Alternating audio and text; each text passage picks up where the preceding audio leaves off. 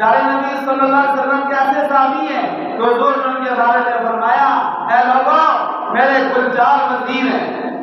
کیا فرمایا؟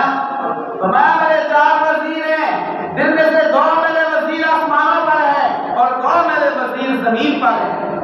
جو آسمان میں میرے 2 وزیر ہیں ان میں سے ایک جبرائیل علیہ السلام ہے، دوسرے میکائیل علیہ السلام ہے. 2 فرشتے میرے آسمانوں پر وزیر ہیں.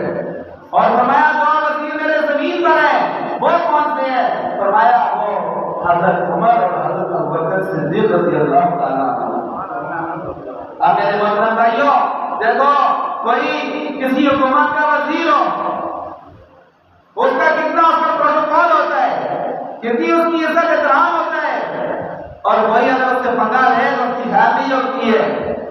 تو میرے محترم بھائیوں آپ اندازہ لگائیں جو اللہ کے نبی کے وزیر ہوں، ابو بکر اور عمر جو اللہ کے نبی کے وزیر ہیں، ان کا کتنا مرتبہ ہوگا، کتنی شان ہے، کتنا اللہ تعالیٰ کا ان کا مقام ہوگا.